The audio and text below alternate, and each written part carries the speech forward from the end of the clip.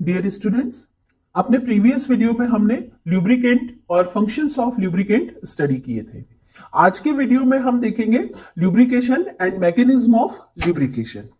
So what is lubrication? The process of applying lubricant between moving surfaces to reduce friction, to reduce wear and tear is known as lubrication. तो lubricant को जब भी हम moving surfaces के बीच में apply करते हैं जिसकी वजह से फ्रिक्शन रिड्यूस होता है, तो ये ल्यूब्रिकेंट को अप्लाई करने की जो प्रोसेस होती है वो ल्यूब्रिकेशन कहलाती है। There are three types of mechanism which are suggested for lubrication. First one is fluid film mechanism of lubrication, और thick film mechanism of lubrication, और hydrodynamic mechanism of lubrication. Second one is the thin film mechanism of lubrication और boundary mechanism of lubrication, and third one is extreme pressure mechanism of lubrication.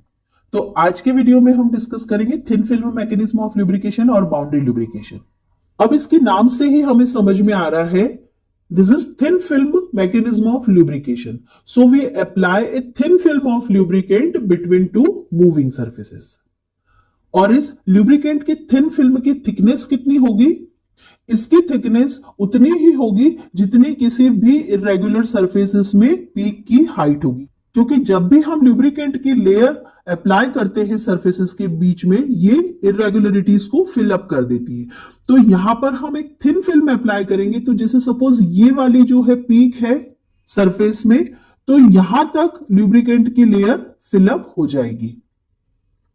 So this is the thickness of this lubricant layer. तो जितनी peak की height होती है किसी भी irregular surface में, उतनी थिकनेस इस थिन फिल्म ल्यूब्रिकेशन में ल्यूब्रिकेंट लेयर की होती है। अब इसे हम बाउंड्री ल्यूब्रिकेशन भी कहते हैं। बाउंड्री ल्यूब्रिकेशन इसलिए कहा जाता है क्योंकि यहां पर ये जो सरफेस की पीक होती है, तो जो भी मैक्सिमम पीक होगी किसी भी सरफेस की, वो उस सरफेस की बाउंड्री होगी, और वहां बाउंड्री तक हमने ल्यूब्रिकेंट को फिलअप कर दिया है। तो इसीलिए इस मैकेनिज्म को हम बाउंड्री लुब्रिकेशन भी कहते हैं। और जितनी पीक की हाइट होती है उतनी ही थिकनेस लुब्रिकेंट की लेयर की यहां पर होती है। इन फिगर्स में हम देख सकते हैं कि यहां पर हमने थिन फिल्म लुब्रिकेशन अप्लाई किया है। तो इस फिगर में आप देखिए कि इस लुब्रिकेंट लेयर ने इन मूविंग सरफेस की इरेगुलरिटीज को फिलअप कर दिया है, और यहां पर बहुत ज्यादा थिक लेयर ल्यूब्रिकेंट की अप्लाई नहीं की गई है। तो यहां पर कुछ चांसेस होते हैं कि मेटल सरफेसेस के बीच में कांटेक्ट हो जाता है। इस फिगर में भी आप देख सकते हैं कि this is the thin layer of lubricant, और ये लेयर इन मेटल सरफेस पे, इन मूविंग सरफेस पर एब्सॉर्ब हो गई है। ल्यूब्रिकेंट अप्लाई करने से ये सरफेसेस की इरेगुलरिटीज फिलअप हो जाती हैं और ये as a smooth surface behave करने लगती हैं, और load through out the surface and lubricant distribute हो जाता है। उसके बाद बात करते हैं what are the conditions where we apply this type of lubrication. किस तरह की कंडीशंस होती हैं जब थिन फिल्म ल्यूब्रिकेशन सजेस्ट किया जाता है या बाउंड्री ल्यूब्रिकेशन सजेस्ट किया जाता है। तो first condition, when machine speed is very low and pressure is high. जब भी मशीन की स्पीड स्लो होगी, मशीन स्लो स्पीड से मूव कर रही है और वहां पर प्रेशर बहुत ज्यादा हाई होगा। प्रेशर बहुत ज्यादा हाई होने से अगर हम थिक फिल्म ल्यूब्रिकेशन अप्लाई करते हैं तो प्रेशर ज्यादा होने से थिन ऑयल स्क्वीज आउट हो जाएगा। तो ऐसी कंडीशन में हमें थिन फिल्म ल्यूब्रिकेशन अप्लाई करना पड़ेगा या बाउंड्री ल्यूब्रिकेशन अप्लाई करना पड़ेगा। Second condition, there is no binding force between metal surface and lubricant. Second condition वो होगी जब मेटल सरफेस और ल्यूब्रिकेंट के बीच में कोई भी बाइंडिंग फोर्स नहीं है, और मेटल सरफेस और ल्यूब्रिकेंट के बीच में बाइंडिंग फोर्स नहीं होने की वजह से ल्यूब्रिकेंट लेयर अपनी प्लेस पर परसिस्ट नहीं करती है, अपनी प्लेस पर मेंटेन नहीं रह पाती है। तो ऐसी कंडीशन में हम बाउंड्री लुब्रिकेशन अप्लाई करते हैं। तो जब भी मशीन स्पीड लो होगी, प्रेशर हाई होगा and there is no binding force between metal and lubricant, in this condition we go for boundary lubrication or thin film lubrication because lubricant layer cannot persist in this condition। यहां पर lubricant layer अपनी place पर maintain नहीं हो पाएगी, तो इसीलिए हमें बाउंड्री लुब्रिकेशन चूज करना होगा। These are the figures। Representing thin film mechanism of lubrication और बाउंड्री मैकेनिज्म ऑफ ल्यूब्रिकेशन। अब बाउंड्री लुब्रिकेशन के लिए जो लुब्रिकेंट यूज किए जाते हैं उनमें कुछ स्पेसिफिक क्वालिटीज होना चाहिए। So, for boundary lubrication, lubricant should have long hydrocarbon chain with lateral force of attraction between chains for sliding over each other.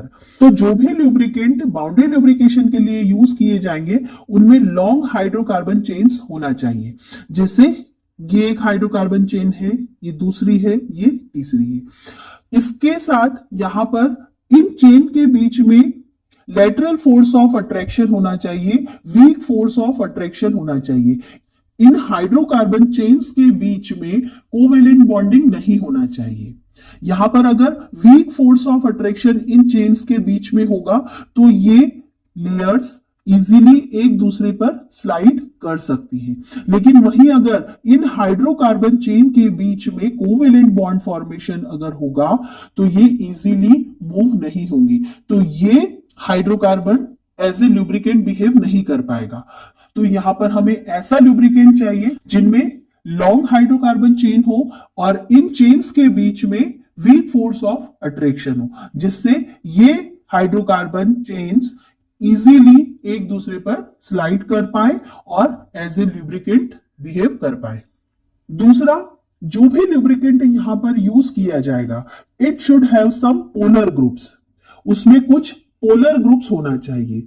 अगर लुब्रिकेंट में पोलरिटी होगी, पोलर ग्रुप्स प्रेजेंट होंगे, तो वो लुब्रिकेंट सरफेसेस पर easily spread हो जाता है। तो ये पोलर ग्रुप्स की प्रेजेंस मेटल सरफेस पर इजी स्प्रेडिंग के लिए बहुत जरूरी होती है।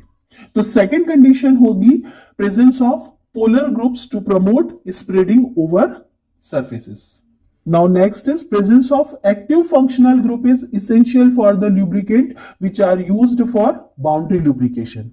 तो जो भी lubricant बाउंड्री lubrication के लिए यूज किया जाएगा उसमें एक्टिव फंक्शनल ग्रुप की प्रेजेंस बहुत जरूरी होती है। एक्टिव फंक्शनल ग्रुप अगर lubricant में होंगे तो वो lubricant मेटल सरफेस से बाइंड कर लेगा और वो लुब्रिकेंट की लेयर अपनी प्लेस पर बनी रहेगी। जैसे यहां पर ये फंक्शनल ग्रुप है, ये मेटल सरफेस से जाकर बाइंड हो जाएंगे और इस वजह से ये अपनी प्लेस पर लुब्रिकेंट की लेयर बनी रहेगी। लेकिन अगर एक्टिव फंक्शनल ग्रुप्स नहीं होंगे तो ये लुब्रिकेंट लेयर परसिस्ट नहीं कर पाएगी, ये लुब्रिकेंट यहां से स्क्वीज आउट हो जाएगा। तो जो भी लुब्रिकेंट बाउंड्री लुब्रिकेशन के लिए यूज किया जाएगा उसमें तीन क्वालिटीज रिक्वायर्ड है। पहली, presence of long hydrocarbon chain with lateral force of attraction. Second, presence of polar group to promote spreading over the surfaces. And third one, presence of active functional group to get bind with metal surfaces. तो boundary lubrication के लिए blended oils as a lubricant use किए जाते हैं। Blended oil means mineral oils which are mixed with some animal और vegetable oils. Blended oil में हम mineral oil या पेट्रोलियम ऑयल्स लेते हैं और उनकी मिक्सिंग कर देते हैं एनिमल और वेजिटेबल ऑयल से। तो बाउंड्री लुब्रिकेशन के लिए ब्लेंडेड ऑयल्स यूज किए जाते हैं। इसके अलावा जो लुब्रिकेंट यहां पर यूज किया जाएगा, it should have high viscosity index. High viscosity index होने का मतलब है थ्रू आउट वर्किंग कंडीशन अगर टेम्परेचर वेरी हो रहा है तो टेम्परेचर वेरिएशन के साथ लुब्रिकेटिंग ऑयल की विस्कोसिटी बहुत ज्यादा चेंज नहीं होगी, उसमें बहुत ही स्लाइट चेंज अगर ऑब्जर्व होगा तो ऐसे ऑयल में हाई विस्कोसिटी इंडेक्स होता है। तो अच्छे लुब्रिकेटिंग ऑयल्स में हाई विस्कोसिटी इंडेक्स होना डिजायरेबल होता है, क्योंकि जब मशीन्स रन करती हैं और ऑपरेटिंग कंडीशन में टेम्परेचर इंक्रीज होता है तो ये डिजायरेबल है कि जो भी लुब्रिकेटिंग ऑयल आपने यूज किया है उसकी विस्कोसिटी चेंज ना हो, टेम्परेचर बढ़ने के साथ विस्कोसिटी रिड्यूस ना हो। तो इसीलिए हमेशा high viscosity index is desirable for good lubricating oil. इसके अलावा गुड ऑयलीनेस होना चाहिए लुब्रिकेटिंग ऑयल में। ऑयलीनेस अगर होगी तो स्टिकीनेस होगी और ऑयलीनेस की वजह से लुब्रिकेंट की लेयर अपनी पोजीशन पर मेंटेन रहेगी। इन क्वालिटीज के साथ ही जो लुब्रिकेंट यहां पर हम यूज करेंगे, it should have high resistance to heat and oxidation. उसमें ऑक्सीडेशन रेजिस्टेंस होना चाहिए और हीट के लिए रेजिस्टेंस होना चाहिए। ऐसा ना हो कि जैसे जैसे टेम्परेचर इंक्रीज करे और चूंकि एटमॉस्फेरिक एयर मशीन्स के आसपास प्रेजेंट रहती है, तो जो भी लुब्रिकेटिंग ऑयल आप यूज कर रहे हैं उसका ऑक्सीडेशन हो जाए और उसका फॉर्म चेंज हो जाए। तो इसीलिए यहां पर जो भी लुब्रिकेटिंग ऑयल यूज किया जाएगा उसमें हीट रेजिस्टेंस होना चाहिए और ऑक्सीडेशन रेजिस्टेंस होना चाहिए। बाउंड्री लुब्रिकेशन के केस में coefficient of friction reduces to 0.05 to 0.15। तो कोफिशिएंट ऑफ फ्रिक्शन क्या होता है?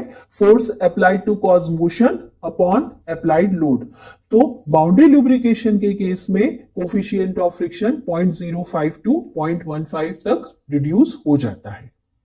So this is all about thin film mechanism of lubrication और boundary mechanism of lubrication। तो स्टूडेंट्स, अगर वीडियो अच्छा लगा हो तो एक लाइक जरूर करें।